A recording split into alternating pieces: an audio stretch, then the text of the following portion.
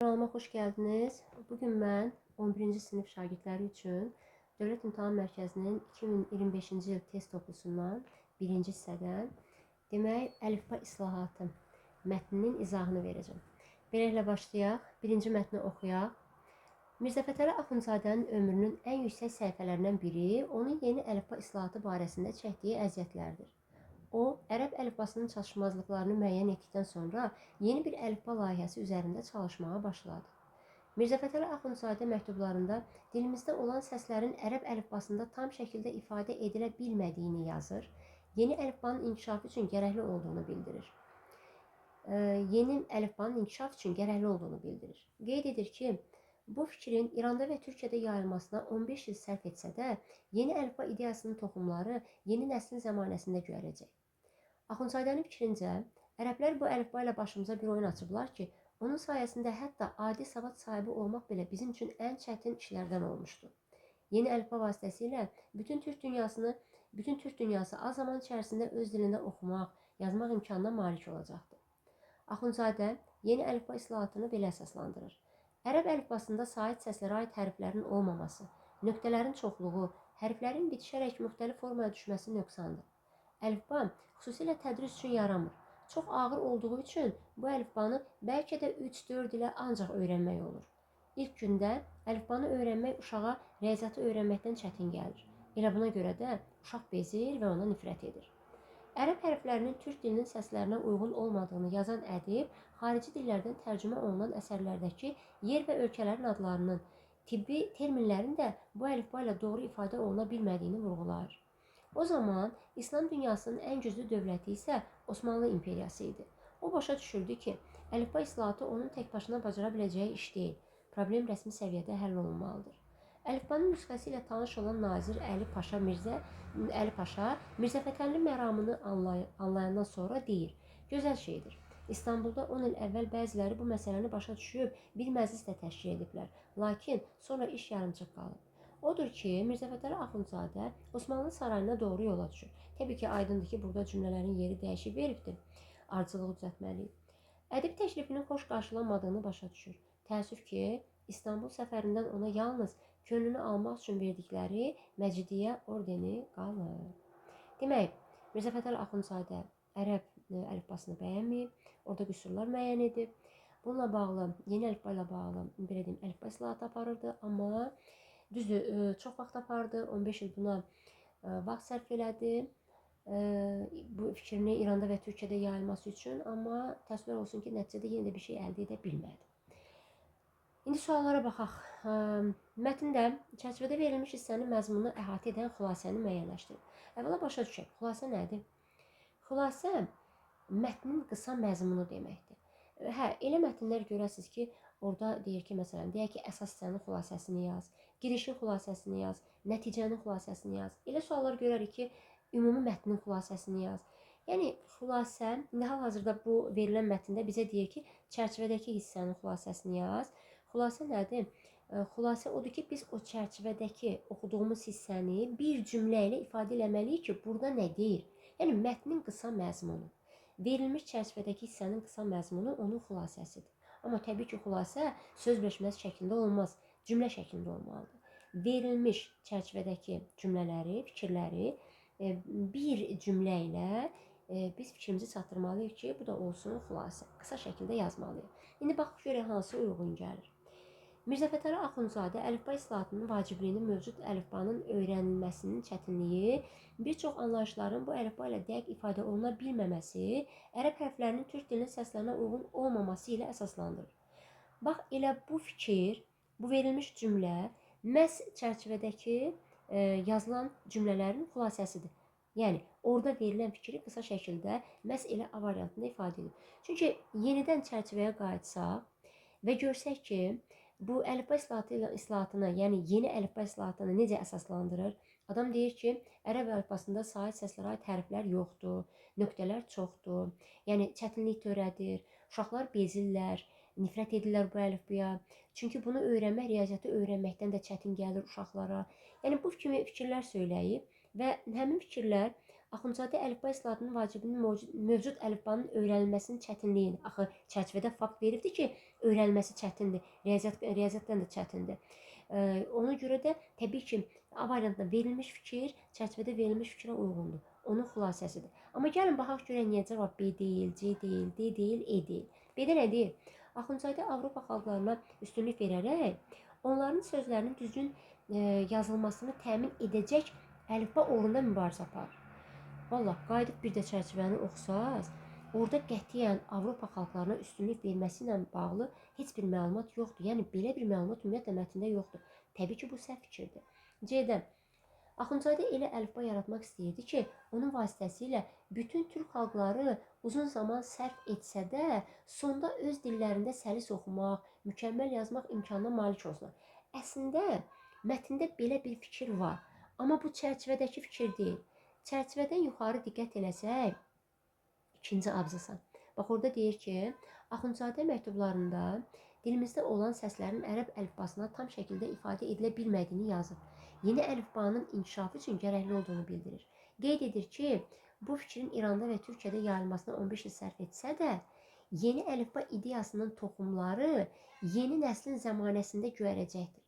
Yəni, ümid var da gələcəyə ki, yeni nəslin zəmanəsində bu əlifba görəcək və insanlar artıq öz dillərində oxuya bilərlər. Yəni, o fikir, C variantında verilən fikir mətnin ikinci abzası ilə səsləşir. Çərçivə ilə yox. Ona görə də götürmürük. D-də Axundzadə ərəb əlifbasında müxtəlif sait və samit səslərin olmamasından narahat olurdu. Çərçivədə bu var, amma samit yox. Diqqət eləsək, o saitləri deyir. Deyir ki, ərəb əlifbasında sait səslərə aid hərflərin olmaması, nöqtələrin çoxluğu, hərflərin bitişərək müxtəlif formaya düşməsi nöqsandır. Samit söhbəti yoxdur orada, saitləri deyir. Ona görə D-də düzgün deyil. E-də deyir ki, Axundzadə ərəb əlifbası üzərində islahatlar aparmaqla türk dilləri üçün ortaq əlifba yaratmaq istəyir. Türk dilləri üçün ortaq əlifba söhbəti yoxdur. Yəni, ortaq əlifba yoxdur. Hə, belə deyim, türk xalqları üçün çalışır. Amma, yəni, əlifbanın Türkiyədə yayılması üçün, İranda yayılması üçün 15 il vaxt sərf etmək falan filan istəyir ki, yeni nəsil üçün bunun yaratdığı bu ideya yeni toxumlar səpsin, amma türk xalqları üçün ortaq bir əlifba yaratmaq fikri yoxdur. Hələ çərçivədə ümumiyyətlə belə bir fikir yoxdur.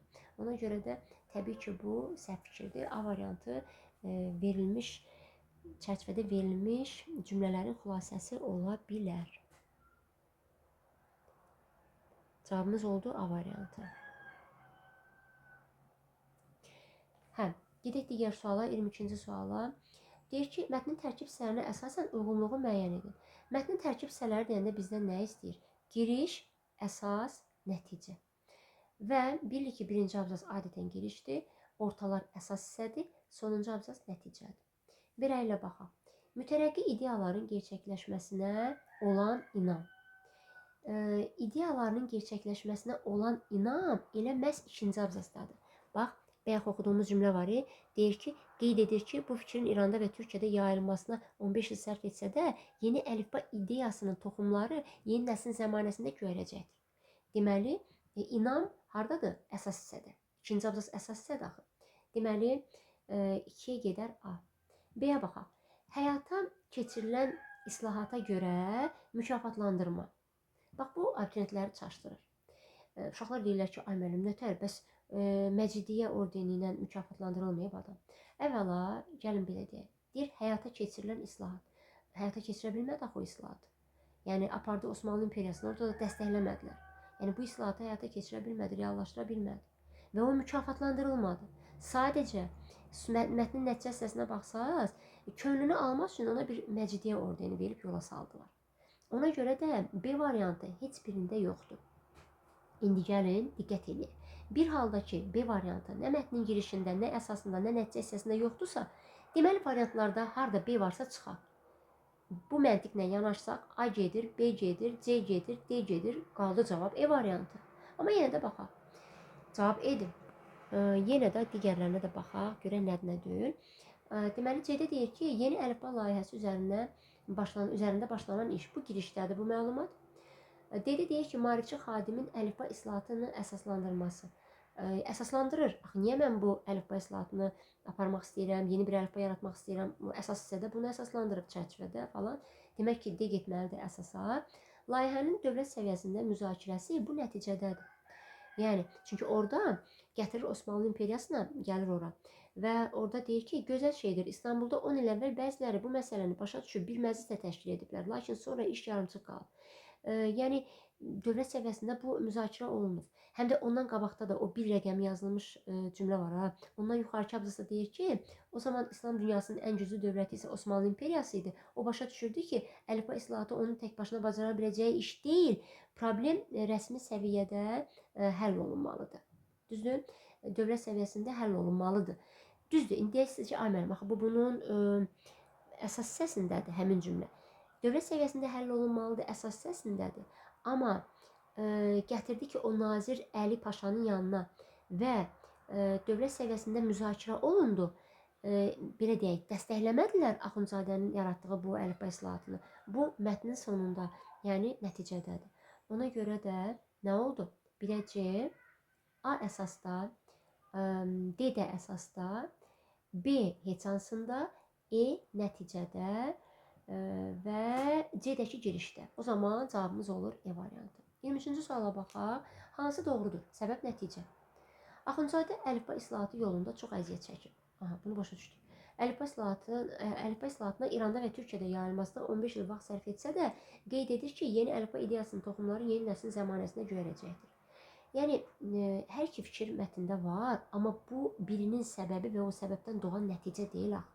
Yəni, nə dərsə düzgün olur, deyək ki, hə, adam əlifba uğrunda çox əziyyət çəkir və adam deyir ki, vaxt gələcək belə olacaq. Bu nəticə deyil. Gələcəyə ümidlə baxmaq verilən fikrin nəticəsi deyil. Yəni, bu səbəb nəticə deyil. Və belə deyir ki, ərəb hərfləri türk dilinin səslərinə uyğun deyil. Nəticədə tibbi terminlərin bu əlifbaya uyğunlaşdırılması vacibdir. Biz çərçivəni yenidən oxusaq, yəni ki, orada çərçivədə sonda deyir ki, ərəb hərflərinin türk dilinin səslərinə uyğun olmadığını yazan ədib xarici dillərdən tərcümə olunan əsərlərdəki yer və ölkələrin adlarının tibbi terminlərində bu əlifba ilə doğru ifadə oluna bilmədiyini vurğulayır. Amma vacibdir demir. Yəni, bu bundan doğan nəticə deyil. Sadəcə vurğulayır ki, hə da, bəs budur, ona görə də bu uyğun deyil. Amma demir ki, tibbi terminlər bu əlifbaya uyğunlaşdırılmalıdır. Bu vacibdir. Belə bir şey demir. Sonra C-də əlifba islahatı rəsmi səviyyədə həll olunmalı idi. Bayaq oxuduq. Və Axundzadə Osmanlı sarayına yola düşür. Bəli, adam niyə məhz Osmanlı sarayına üst tutur? Çünki o başa düşür ki, çərçivənin aşağıdakı cümləsini oxuyun. Bax, deyir ki, o zaman İslam dünyasının ən güclü dövləti Osmanlı imperiyası idi. Və o başa düşür ki, əlifba islahatı onun tək başına bacaracağı bir iş deyil. Problem rəsmi səviyyədə həll olunmalıdır. Bəli, adam başa düşür ki, bu onun tək edə biləcəyi iş deyil. Dövlət ona dəstək olmalıdır bu baxımdan. Və ona görə də bu məsələ rəsmi səviyyədə müzakirə olunmalıdır. Və ona görə, məhz bu səbəbə görə nəticədə hara gedir? Osmanlı sarayına gedir. Deməli, doğru cavabımız oldu C variantı. O ki, qaldı, deyir, ərəb əlifbasının sait səslərə aid hərflər yoxdur ərəb əlifbasında. Nəticədə Osmanlı imperiyasının əlifba təcrübəsindən yararlanmaq lazım idi. Yoxdur mətnində belə bir məlumat, ona görə də təbii ki, bu səhvdir. Əlifbanın nüsxəsi ilə tanış olan Nazir Əli Paşa Axundzadənin məramını anlayır. Nəticədə İstanbulda məclis təşkil olunur. Yox, bununla bağlı deyil. Həmin o Nazir Əli Paşa deyir ki, gözəl şeydir. İstanbulda 10 il əvvəl bəziləri bu məsələni başa düşüb bir məclis də təşkil edir. Yəni, Axundzadəyə görə təşkil olunan bir məclis deyil. Məclis 10 il əvvəl təşkil olunmuşdur. Yəni, bu səbəb nəticə deyil. 24-cü suala baxaq. Mətnin son abzasında nömrələnmiş cümlələr hansı ardıcılıqla düzülməlidir? İndi nömrələnmiş cümlələrə baxırıq da, son abzasda 1, 2, 3, 4. Amma yenə də bu ardıcılığı düzgün düzməkdən ötürü biz o bir rəqəmi yazılan cümlədən əvvəlki abzasa baxaq. Çünki istər bir rəqəmli cümlə, istər 2 rəqəmli, 3-4 rəqəmli cümlə istənilən halda özündən əvvəl gələn abzasın son cümləsinin davamı kimi səslənməlidir. Ona görə də biz ondan əvvəlki cümlələri oxumalıyıq. Həmin o bir rəqəmi yazılmış cümlədən əvvəlki abzasda deyir ki, o zaman İslam dünyasının ən güclü dövləti isə Osmanlı imperiyası idi. O başa düşürdü ki, əlifba islahatı onun tək başına bacara biləcəyi iş deyil. Problem rəsmi səviyyədə həll olunmalıdır. İndi bunun davamı ilə nömrələnmiş cümlələrdən hansı gələ bilər? Bir halda ki, bu problem rəsmi səviyyədə həll olunmalıdır, onda davamı ilə 2 rəqəmi gəlsin. Niyə? Odur ki, Axundzadə Osmanlı sarayına doğru yola düşür. Axı 2-dən əvvəl yuxarıda veribdi ki, o zaman İslam dünyasının ən güclü dövləti Osmanlı imperiyası idi. Bu adam da başa düşür ki, bu rəsmi dövlət səviyyəsində həll olunmalıdır. Bu bunun tək bacaracağı bir iş deyil. Davamilə deyə bilərik ki, odur ki, Osmanlı sarayına doğru yola düşür. Deməli, birinci 2 gəlməlidir. Sonra nə gəlsin ardıcılıqda? Baxaq. Əlifbanın nüsxəsi ilə tanış olan Nazir Əli Paşa Mirzə Fətəlinin məramını anladıqdan sonra deyir. İndi qoy 3-ə baxaq. Ədib təşrifinin xoş qarşılamadığını başa düşür. Demək, birinci bu Əli Paşa onun nitqi verilməlidir ki, ədib deyəndə Axundov nəzərdə tutur da. Ondan sonra da biz axı Əli Paşanın nitqindən başa düşürük ki, Əli Paşa dedi ki, gözəl şeydir. 10 il bundan əvvəl də deyir, bəziləri bu məsələni qaldırmışlar, bununla bağlı məclis təşkil olunmuşdu. Amma deyir, yarımçıq qaldı. Deməli, birinci bu fikir gəlməlidir ki, sonra da biz 3 nömrəli cümləni ora əlavə edək, deyək ki, ədib təklifini xoş qarşılamadığını başa düşdük. Əli Paşanın fikrindən sonra biz başa düşdük ki, yəni Axundov başa düşdü ki, daha bunun təklifi xoş qarşılanmadı. Çünki Əli Paşanın nitqində deyilir ki, lakin sonra iş yarımçıq qalıb. Demək ki, dəstəklənməyib dövlət tərəfindən. Ona görə də birinci 2 gəlməlidir, sonra 1, sonra 3, ən axırda da artıq oradan uzaqlaşdı mı? Uzaqlaşanda da geri qaydanda buna nə verdilər? Xala xətrin qalmasın deyə. Yəni əziyyət çəkib gəlib də əlboş qaytarmayaq. Könlünü almaq üçün inciməsin da bizdən. Elə bir adam deyil, Axundovdur. Götürək bir Məcidiyyə ordeni verək. Məcidiyyə ordeni ona görə verməyiblər ki, əlifba islahatını reallaşdıra bildi. Ona görə ki, yəni qəlbini qırmayaq. Bəli, ardıcılıq nətər olmalıdır? 2, 1, 3, 4. Yəni E variantı. Davam edək. 25-ci suala baxaq. Mətndə əsasən cədvəldəki yanlış fikri müəyyən edin. Fakt, ehtimal. Baxaq görək. Səhv istəyirəm. Deməli, yeni əlifbanın vacibliyinə inandırmaq üçün sərf olunan vaxt. 15 il vaxtda elə qeyd edir ki, bu fikrin İranda və Türkiyədə yayılmasına 15 il sərf etsə də. Deməli, bu faktdır. Bu mətndə var. Bizdən səhvlər istəyir. Birə dəymirik. Əgər bir doğru cavabsa, A getdi, E getdi. Baxaq. Müəyyən zaman ərzində hər kəsin ərəb əlifbasını mənimsəyə bilməsi. Müəyyən zaman ərzində hər kəsin ərəb əlifbasını mənimsəyə bilməsi belə bir fakt yoxdur. Heç mənimsəyə bilmirlər, çətinlik çəkirlər. Harda mənimsəyə bilirlər? Mənimsəyə bilirlərsə ərəb əlifbasını adam niyə yeni bir əlifba islahatı aparmaq istəyir? Ona görə də bu səhv fikirdir. Belə bir fakt yoxdur mətndə. Cavabın biri 2-dir. Sonra deyir ki, Axundzadənin ordenlə mükafatlandırılması. Biz bayaq da vurğuladıq, dəfələrlə dedik. O mükafatlandırılmayıb. Sadəcə könlünü almaq üçün ona veriblər. Adamın əlifba islahatı qəbul olunmuyubsa, dövlət səviyyəsində müzakirə olunub və onunla bağlı müsbət rəy verilməyibsə, qəbul olunmuyubsa, necə mükafatlandırıla bilər? Yəni bir iş görərsən, dəyərləndirirlər, ölkə tərəfindən qəbul olunar, nəticədə sənə mükafat verirlər. Bu adamın əlifba islahatını reallaşdırmadılar. Ona görə də mükafatlandırılmaq sözünə görə 3 də səhvdir. Cavabımız olur 2, 3. Davam edək, ehtimala baxaq. Ərəb əlifbası ilə tibbi terminlərin ifadə olunmasının ərəb əlifbası ilə tibbi terminlərin ifadə olunmasının çətinliyi. Çərçivədə var da bu fikir. Bu fakt, bu ehtimal deyil. Sonra 5-də deyir ki, Axundzadədən əvvəl əlifba islahatının çətinlik ucbatında yarımçıq qalması. Nazir Əli Paşanın nitqində var idi. 2 deyir ki, 10 il bundan əvvəl deyir, belə bir fikir var idi, bundan bağlı məclisdə qurdular, amma deyir, yarımçıq qaldı. İndi bir dəqiqə. Baxın, bu fakt deyil. Yarımçıq qalıb deyir. Bir də qaydaq həmin cümləyə Əli Paşa Mirzə Fətəlinin məramını anlayandan sonra deyir, gözəl şeydir. İstanbulda 10 il əvvəl bəziləri bu məsələni başa düşüb bir məclisdə təşkil ediblər, lakin sonra iş yarımçıq qalıb. Biz ehtimal edə bilərik ki, yəqin ki, çətinlik oldu, ona görə də yarımçıq qalıb. Və bunu biz ehtimal edə bilərik. Ona görə də biz 5-i götürmürük. Və 4-də 1-də qaydaq deyir, ərəb əlifbası ilə tibbi terminlərin ifadə olunmasının çətinliyi. Çərçivədə bu fikir var, çərçivədə bu fikir var. deyir ki, ərəb hərflərinin türk dilinin səslərinə uyğun olmadığını yazan ədib xarici dillərdən tərcümə olunan əsərlərdəki yer və ölkələrin adlarının tibbi terminlərində bu əlifba ilə doğru ifadə oluna bilmədiyini vurğulayır. Yəni bu fakt deyil ha, bu bir ehtimaldır ki, yəni çətinlik yarada bilər. Uyğun deyil, saytları yoxdur, filandır, bəhmədandır. Yəni bu bizə bu kimi çətinliklər törədə bilər. Bunu vurğulayır. Yəni bu bir ehtimaldır. Ona görə 5-i də götürmədik. 4-ü də götürmədik. İndi 6-ya baxaq. Ərəb əlifbasında sait səslərə aid hərflərin olmaması çərçivədə var. Elə çərçivənin birinci cümləsində deyir ki, ərəb əlifbasına sait səslərə aid hərflərin olmaması. Bu faktdır. Amma götürüb ehtimalda verir. Ona görə də cavabımız nə olar? B variantı. Niyə cavab 3 oldu? Çünki mükafatlandırılmayıb. Sadəcə könüllü almaq üçün verilir. Ona görə. Niyə cavab 6 oldu?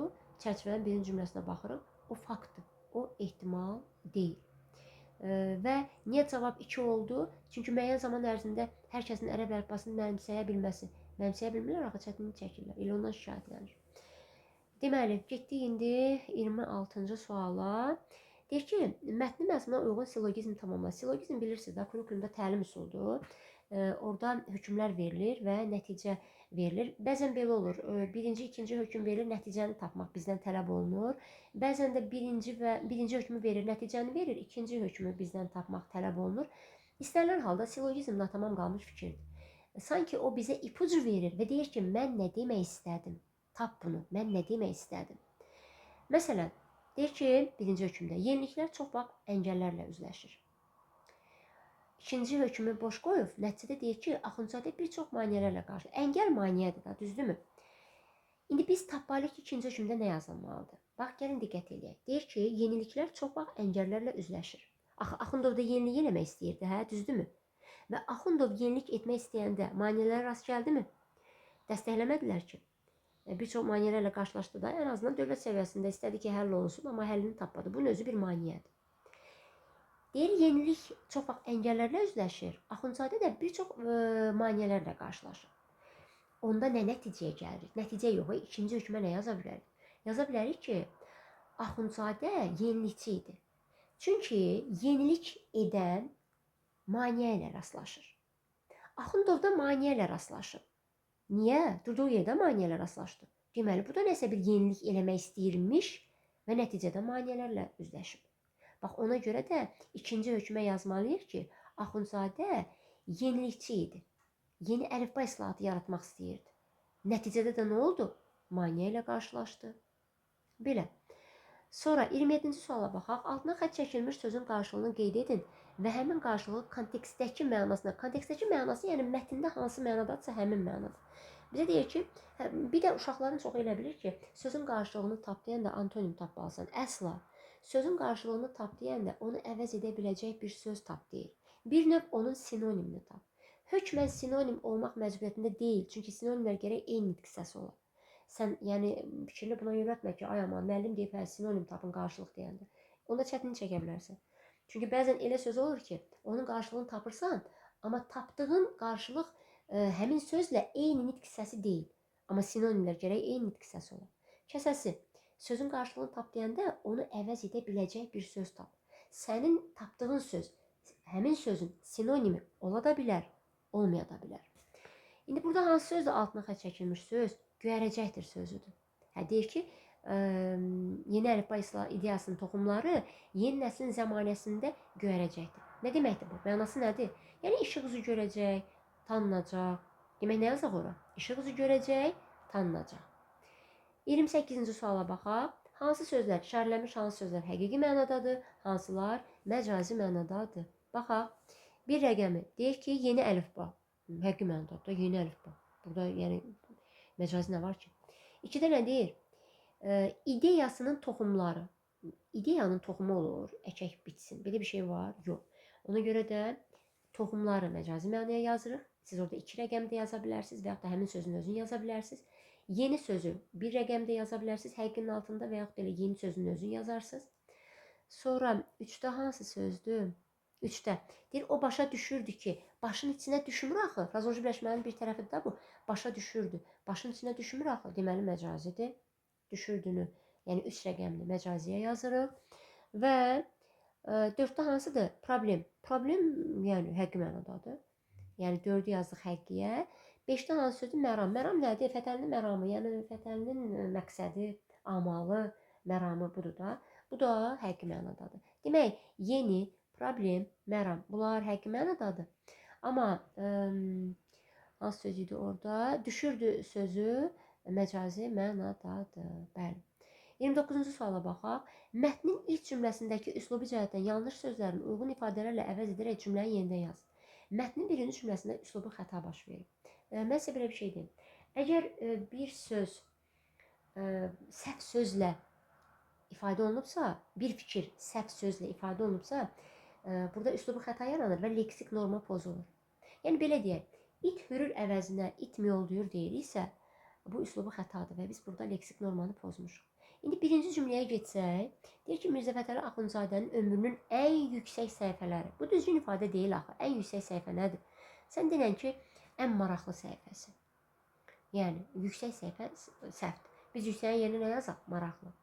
Yeni əlifba islahatı barəsində çəkdiyi əziyyətlər. Yeni əlifba islahatı barəsində olmaz.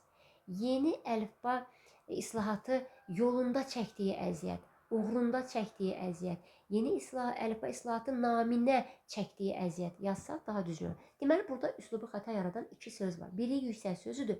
Biz onu yığışdıraq yerinə maraqlı yazaq. Biri də barəsində yox, yolunda, naminə, uğrunda. Bax, bu sözləri yazsaq, üslubu xəta aradan qalxar. Demək, biz nə etməliyik? Həmin cümləni yenidən köçürtməliyik. Situasiya suallarıdır. Və yüksək yerinə maraqlı yazmalıyıq. Barəsində sözünün yerinə yolunda, uğrunda, naminə bu sözlərdən birini yazmalıyıq. Belə. Davam edək və 30-cu sual, nəhayət sonuncu suala baxaq. Əsas mətnlə çərçivədəki mətnin üslubunu müəyyən edib və hər birinin üslubu xüsusiyyətlərinə aid ən azı 2 fakt yazın. Bizim əsas mətnimiz publisistik üslubdadır. Nə bildik? Çünki biz nə bilik ki, bu və digər mətn publisistik üslubdadır, yoxsa bədii üslubdadır. Onsuz da imtahanda 2 mətn düşür. Birinci mətn bədii üslubda olur, ikinci publisistik. Əgər mətn bizə bir əhvalat danışırsa, əhvalat, adi bir əhvalat, bu olur bədii üslub. Yox, əgər mətn bizim mənəvi cəhətdən dünya görüşümüzü zənginləşdirirsə, bizi məlumatlandırırsa, sanki yeni bir şey eşitmiş olduq, amma bu bir reallıqdır. Onda bu olur publisistik. İndi fikir verin, əlifba islahatı. Gəlin belə deyək. Bəlkə də şagirdlərin çoxu bu mətni oxuyana qədər eşitmişdilər ki, Mirzə Fətəli Axundov dramaturgiyanın banisi, komediya janrının banisi, bunları bilirdilər. Nə bilim, Aldamış Kəvakib povestinin müəllifi, povest janrının banisi, bunları bilirdilər. Amma bəlkə də bu mətni oxuyana qədər bir qrup şagirdlər bilmirdilər ki, sən demə Axundov eyni zamanda dramaturq olmağı ilə yanaşı, nasir olmağı ilə yanaşı, adam eyni zamanda həm də islahatçı olub. Yeni bir əlifba islahatı yaradı. Düzdürmü? Ən azından bunun uğrunda çalışır. Sadəcə dəstəklənməyib da dövlət tərəfindən. Biz bu mətni oxuduq və bu bir cırtdan nağılı deyil. Bu bizim biliyimizi artırdı. Belə deyək də, biliyimizi deyəndə, yəni Axundovla bağlı məlumatımızı daha da genişləndirdi faktlarla. Və ona görə də biz belə mətnlərə publisistik üslubda yazılıb deyə bilərik. Və publisistik üslubun, hər bir üslubun özünün açar ifadələri, açar sözləri var. Publisistik üslubla bağlı nə yazaq? Publisistik üslubla bağlı çox yazmaq olar. Məsələn, xüsusiyyətlərinə mətbuat dili adlanır, yaza bilərsən. Sonra ictimai nitq formasıdır, yazmaq olar. Düzdürmü? İctimai nitq formasıdır. Yəni, publisistik üslubla bağlı nə bilirsənsə yaz. Yaz ki, əsas mətn publisistik üslubdadır. Publisistik üslubun bir dənə də açar sözü budur. Xalq danışıq dilinə yaxındır, sonra anlaşıqlıdır, ictimai nitq formasıdır, mətbuat dili deyilir. Nə bilim, ən son yaranan üslubdur. Bu qədər yazmaq olar ki. Bəs bu çərçivədə verilmişi oxusan, sən orada görsən Azərbaycan Respublikasının qanununun qəbul edilməsi, bax, dövlətçiliklə bağlıdırsa, gördün ki, nəsə konstitusiyadan bir maddədir, ümumiyyətlə dövlətçiliklə bağlıdırsa, deməli, bu rəsmi işgüzar üslubdadır. Bəs yaxşı, rəsmi işgüzar üsluba nə yazaq? Onun açar sözləri hansılardır? Çoxdur. Məsələn, yaza bilərsən ki, çərçivədə verilmiş mətn rəsmi işgüzar üslubdadır. Şifahi forması olmur, ancaq yazılı formada olur. Lüğət tərkibi yığcam, sintaksisi məhdud, normallığı möhkəmdir. Bunu yazmaq olar. Sonra fikirlər standart formada verilir. Bunu da götürüb yaza bilərsən. Yəni dövlətçiliklə bağlıdır. Bunu da yaza bilərsən. İndi elə mətnlər olacaq ki, məsələn, burada Venn diaqramı verməyib də. Elə mətnlər də olur ki, çərçivədəki mətnlə eləcə də əsas mətnin üslubu xüsusiyyətlərini müqayisə elə deyəndə hələ Venn diaqramı verir. Yadda qalsın. Düz indi burada verməyib bu sualda. Amma ümumiyyətlə üslubların ortaq cəhətində istəsə Venn diaqramında ortağa yazın ki, hər ikisi ədəbi dil nümunəsidir. Və salam. Bu da oldu bizim əlifba islahatı mətni. Videonu bəyəndiysə kanalıma abunə olmağı və videonu like etməyi unutmayın. Sağ olun.